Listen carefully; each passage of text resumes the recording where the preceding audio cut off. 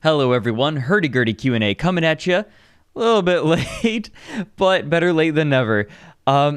These questions come from my patrons that have pledged $2 or more. Every time a new video is released, they are able to ask a question that gets answered in a video like this one.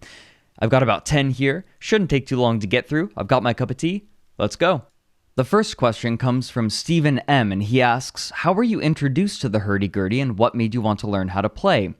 So I mentioned in the video that there are rumors in Germany of uncertain origin that people will hear the hurdy-gurdy and be bewitched by it. That happened to me due to a YouTuber who goes by Andrei Vinogradov. That's actually just his name. He goes by his name on YouTube like me. He originally was playing on this itty-bitty instrument, very basic. It only had about an octave, and he was playing some basic Russian folk tunes. They entranced me so much that I sat on it for a couple of years. I listened to them over and over again, and eventually I was like, I need to get one myself. Because I just spent so long listening to it and wanting to learn how to play. I'll leave the video that got me addicted in the description if you so dare to listen. It's Arkaxon. He's the person who makes all the graphics for Down the Rabbit Hole, and he asks, hey, how many Gurdys do you have and how did you get your first one? I have two. The first one was significantly cheaper. I wanted an introductory instrument, and I found it. I found the makers because they live relatively nearby, but then I started playing it and I started getting more advanced and I got sort of frustrated with it. There were a lot of sort of small design issues with it that would make the notes waver and just, it was frustrating. I'll put it that way. And then I found another maker who is more precise in the way that they make their instruments, and so I decided to go with them. And that's the instrument. The second instrument is the one that you saw in the video. And in my opinion, it's much better to maintain and to play. Freddie Van Zandt asks, do you have anyone you jam with? If so, are they more hurdy-gurdy players, or do you actually play in a band, whether for fun or for an audience? I haven't plugged into any hurdy-gurdy group just yet, and I still feel like I have a bit more to learn and to practice before I start working with anyone else too much. I am going to be working a bit with Ryan Probert, the person who makes all of the music for Down the Rabbit Hole. And he wants to write some music for the hurdy-gurdy, even though it's very limited relatively compared to a lot of other instruments. I also have some other people that I want to play with in the near future and a lot of songs that I want to learn. So expect to hear some of that in the near future.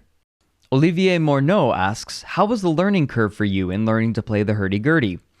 Pretty easy, all things considered. The hurdy-gurdy is kind of a unique instrument in that there are quite a few skills that you need to learn that aren't really transferable from any other instruments, but those skills that you do have to learn aren't that difficult to surmount.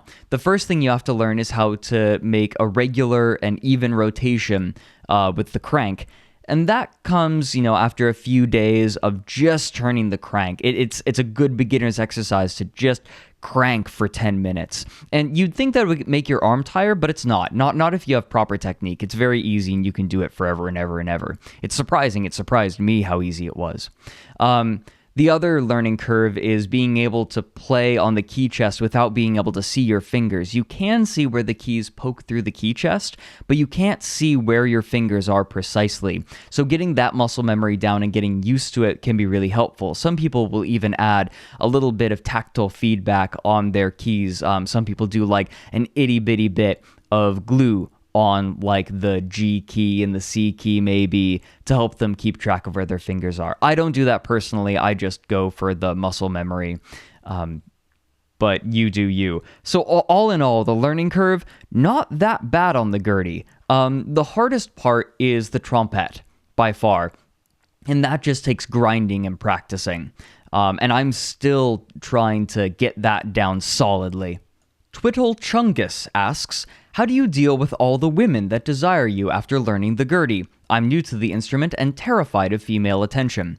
That's what the trompette is for. If you learn to do rhythmic buzzing, that will generally scare them off and keep them at a comfortable distance.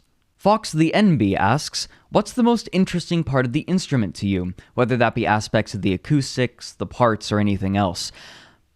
The thing that keeps me coming back to the Gurdy, and don't get me wrong, I love almost every aspect of the instrument, but every single time what makes me fall in love with it again and again is the sound of the clacking of the keys. That's why I'm not as into the electroacoustic versions of the instrument, because you don't get that nice acoustic sound that punctuates every note that you're playing. That's part of the romance for me. I have a similar thing with concert flutes, where you can hear the sound of the player's breath passing over the mouth hole.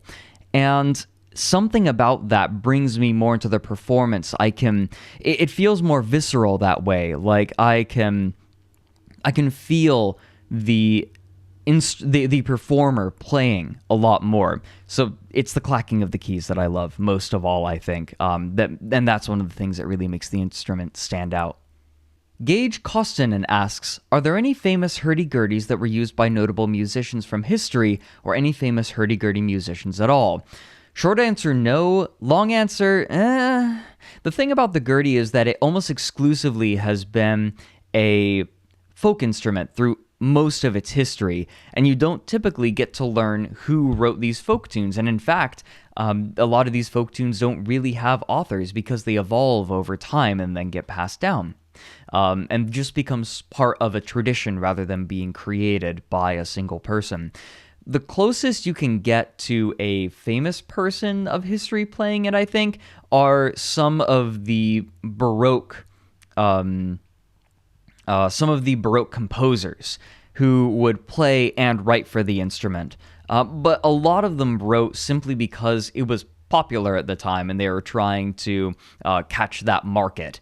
But that was a very short time period. So the answer is not really, not really in the way that maybe you were looking for, like Mozart or someone like that. The hurdy-gurdy was very much a fad among the French aristocracy for the most part, and was a living part of the folk traditions. Rasmus Dane asks, what are some of your favorite names for the hurdy-gurdy? The funny thing about the names for the hurdy-gurdy is they almost all are variations on the term crank lyre or wheel fiddle in different languages. Though if you're talking just about the way that the word sounds, I think my favorite's the German Drehlyre. Just because, if only because of the song Der Leiermann. If you've ever heard a good rendition of that song, it is heart-rendingly beautiful. Adam D. Goff asks, I was searching for other hurdy-gurdy videos after watching yours. I wanted to see more videos of what it sounds like. Totally fair. And there are some very interesting directions of modern styles that creatively utilize the aspects of the instrument.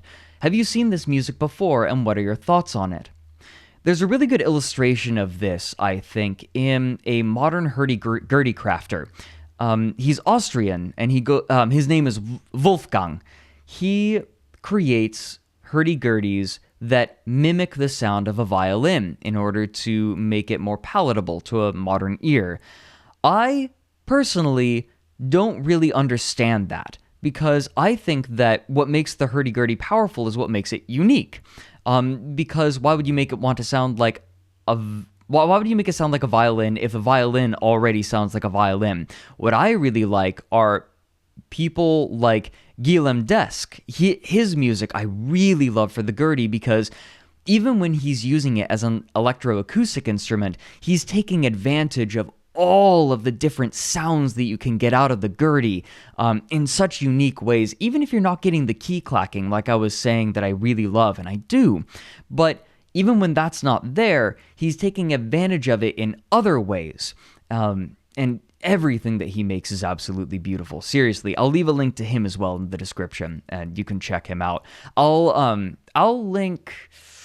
Break Your Crank is the one everyone's seen. I'll link Chateau de Magique, because I think that's one that I keep coming back to. Talons of Ice and Fire asks, are there any classic works of music that you'd like to learn to play on the hurdy-gurdy, be they folk, jazz, rock, or blues? I tend to either like learning old folk tunes on it or modern like metal. Metal sounds really good on the Gurdy, strangely enough, and it's really fun to learn it. But as for classic tunes, whatever you, I'm interpreting your meaning of the word classic here.